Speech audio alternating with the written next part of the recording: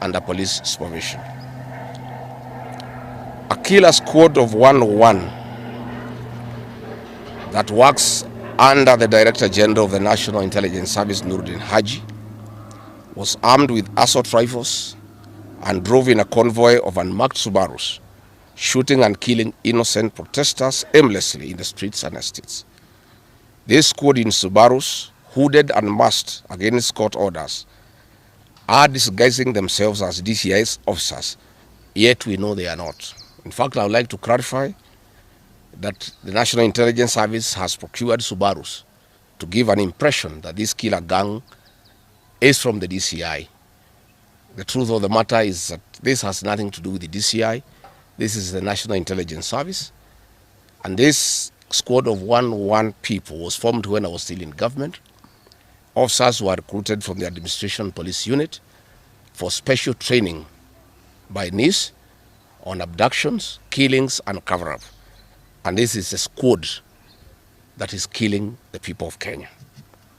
The killings and the business destruction pattern point to William Ruto's ethnic profiling narrative, which he is a master with no rival. With a close coordination of PS Interior Raymond, this narrative was boosted online by state bloggers to spin the narrative.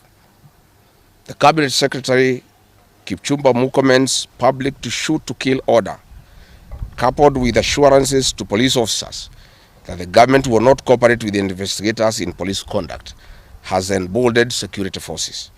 Police officers are now on record threatening citizens who are in their homes, boasting of their license to kill, acting with a confidence that can only come from the highest echelons of power.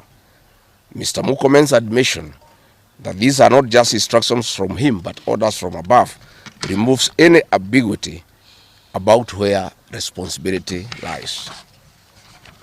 It will be recalled that in the run-up to the 2007 general election and its aftermath, the narrative of 41 against 1 was a masterpiece of William Ruto. The target was profiling Kikuyus against the rest of the country.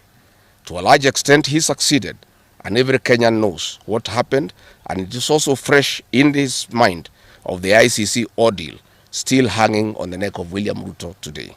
We remind William Ruto that his ICC cases are not yet over. They have been posed after witnesses disappeared.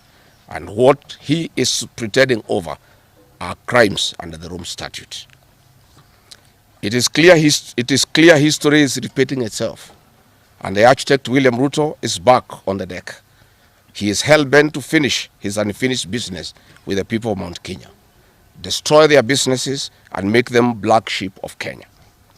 Despite this horrible experience, the people of Mount Kenya voted William Ruto to a man in 2022 general elections against the advice of President Uhuru Kenyatta, whom Mr. Ruto had branded as a drunkard and a useless leader.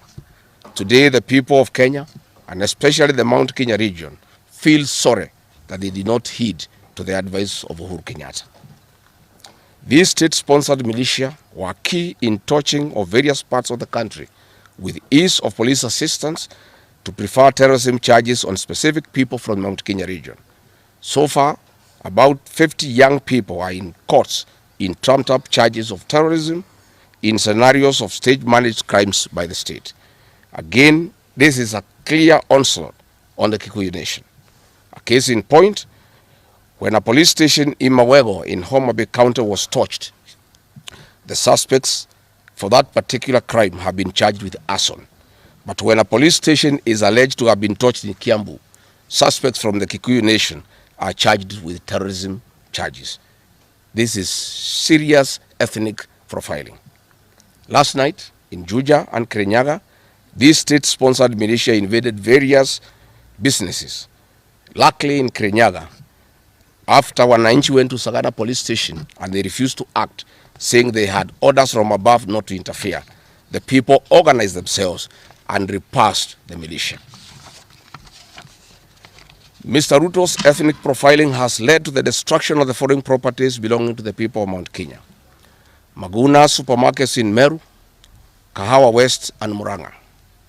NIS supermarkets, hotel and petrol station, and NIS city in Mwea in Kirinyaga.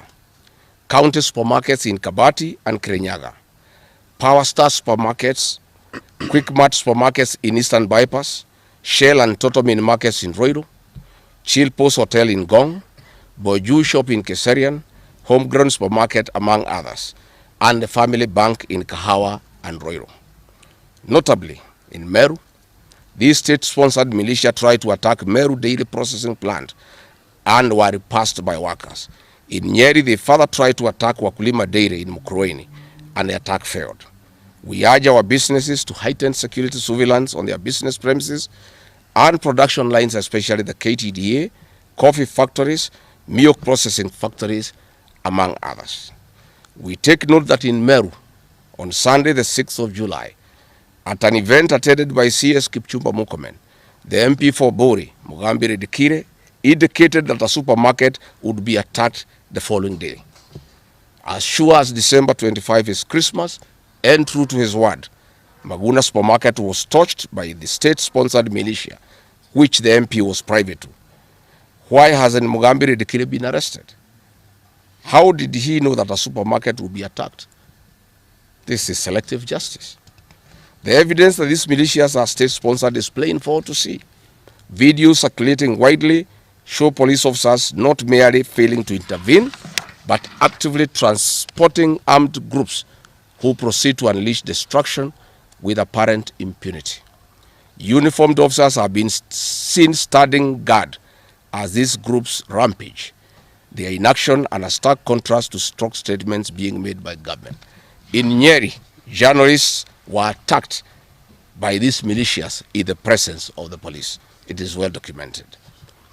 This is a clear indicator that Ruto is working with governors and MPs allied to him to destroy businesses owned by the Kikuyu, the Meru and the Embu, and blame it on people who don't support his administration. This is a tactic that was used by the colonialists with the collaborators who searched earth policy and touched buildings and businesses and blamed it on the Mau Mau. This divide and root tactic will not work, Mr. Ruto. We know that in Meru, they want to use this mayhem to blame Mithika Linturi. In Embu, they have already blamed Mkonji Gitonga. In Kitengela and Gong, they want to target Senator Seki and MP Onesmus Ngogoyo. In Nyeri, they are trying to haunt Honorable Kagusha. And in Kirinyaga, they are targeting Senator Murango. We want to remind President Ruto that it is not the Kikuyus who want him out of office. It is the entire people of Kenya. Kenyans are suffering equally across the country. That is why Kenyans have said, if you, Mr. William Ruto, believe that it is the Kikuyus who want you out, then all Kenyans are Kikuyus. I want to thank the people of Kenya for standing out against this tribal profiling of the Kikuyu.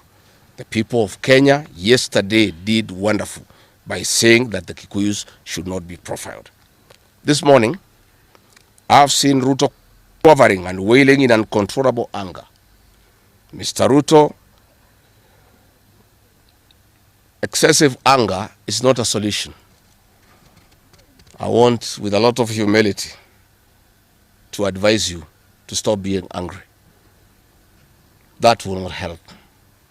You need to know what you need to do because you have not been listening to the people of Kenya.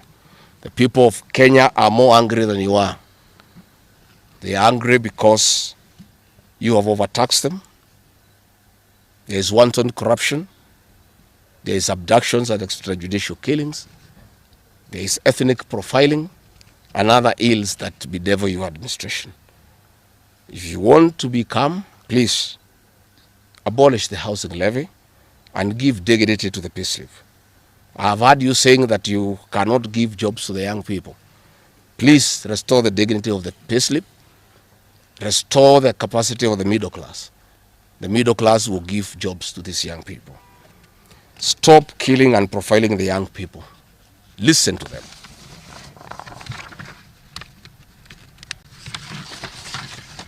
Stop abductions and extrajudicial killings. Abolish, disband the killer squad of 101 officers at Noordin Haji. Give hustlers the jobs that you promised them. Mr. William Ruto, you are the one who promised. You cannot cry today that you have no solution, saying that other presidents have not been able to do it. You are the one. who promised these young people. Stop